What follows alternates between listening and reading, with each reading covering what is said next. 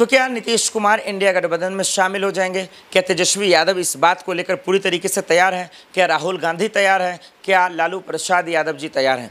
आइए बारीक से समझाते हैं उनके बयानों को। क्या नीतीश कुमार पलट जाएंगे या पलटी मार देंगे या अंदर अंदर मन मन वो मार चुके हैं?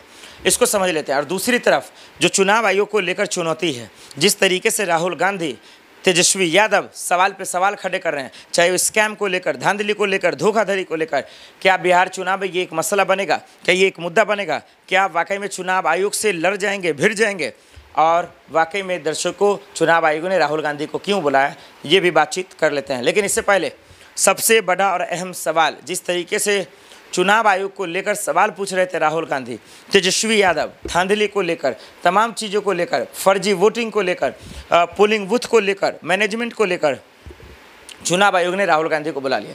लेकिन कांग्रेस कह रही भाई क्यों जाएंगे, वो नौकर हैं, क्यों जाएंगे? तो भाई एक तरफ आप सवाल उठाते हैं तो दूसरी तरफ जाना चाहिए, बात तो कीजिए।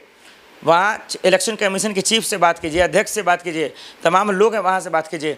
जो मन में शंका है वो जब कैमरे पे आप बोल सकते हैं तो वहाँ क्यों नहीं जाते हैं? लेकिन पवन खेरा हो, सुप्रिया श्रीने तो कह रही भाई नौकर थोड़ी हैं, क्यों जाएंगे ये, जो बात करना खुल्लम खुल्ला करें। तो ऐसे में लोगों को समझना मुश्किल हो गया है कि लोग सवाल भी उठाते हैं, फिर जब बात सामने आती है तो जाते भी नहीं हैं।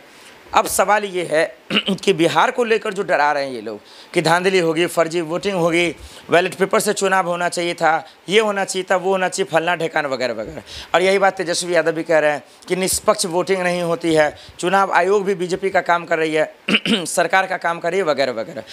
अब सवाल ये है कि क्या चुनाव आयोग बिहार चुनाव में अपनी विश्वसनीयता बना पाएगी या बचा पाएगी? क्या निष्पक्षता पे जो सवाल है उसको बचा पाएगी या नहीं? ये बहुत अहम सवाल है दर्शकों। और एक सवाल और ये भी है कि इन सब के बीच में क्या नीतीश कुमार पिस तो नहीं रहे हैं या पर्दे के पीछे अपना काम तो नहीं कर रहे हैं कि भाई तुम लोग धांधली में, घोटाला में, फर्जी वोटिंग में, चुनाव आयोग की लड़ाई में लगे रहो, लेकिन हम अपनी पारी तैयार कर रहे हैं। हम अब पूरी तरीके से ये तैयार कर रहे हैं कि चुनाव जीतना कैसे है और किस तरीके से फिर से सीएम बनना है।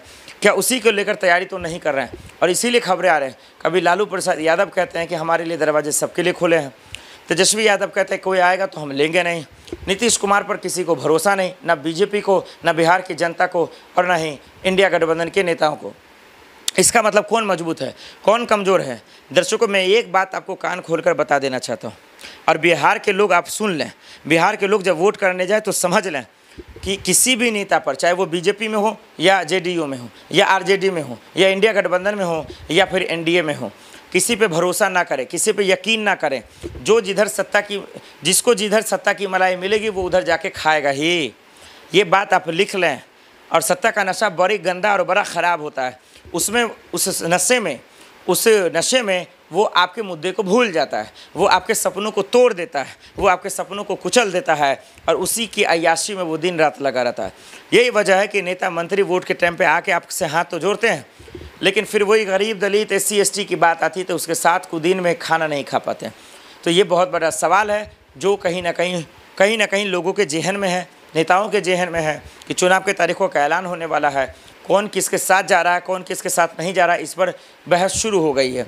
लेकिन काम क्या हुआ है, कितना काम हुआ, नहीं हुआ, लोग कितने बेरोजगार हैं, युवा रो रहे हैं, महिलाएं परेशान हैं, सुरक्षा को लेकर, महफूजगी को लेकर, उस पर कोई बात करना न चाहता है और न बिहार की जनता समझना चाहती है। बिहार कितना पीछे है, बिहार के लोग कितना पीछे हैं, बिहार में कितनी महंगाई है, बिहार में कितनी परेशानी है, बेबसी है, ये किसी नेता को दिख नहीं रहा, न लोगों को दिख रहा, न लोग इस पर बात करना चाहते हैं। हालांकि कायदे से बात होना चाहिए कि बिहार की लड़कियां कैसे आगे बढ़ेंगी, युवा कैसे आगे बढ़ेंगे, स्किल्स कैसे आएंगे, डेवलपमेंट कैसे होगा, स्कूल कैसे बनेंगे, तमाम चीज़ें हो नहीं रहा। लेकिन नीतीश कुमार और तमाम लोग इस बात पर राजनीति कर रहे हैं कि किसके साथ जाएंगे तो फ़ायदा होगा, कब पलटी मारेंगे तो फ़ायदा होगा। लेकिन ये कोई नहीं सोच रहा कि बिहार के लिए कब पलटी मारेंगे तो बिहार का तरक्की हो सकता है। और इस समय नेताओं को छोड़ दीजिए, बिहार की जनता को आगे आकर ज़्यादा सोचने की ज़रूरत है और समझने की ज़रूरत है। अगर आप नहीं सोचे समझेंगे तो फिर ये जैसे खेलते थे हम सब के साथ खेलते चले जाएंगे।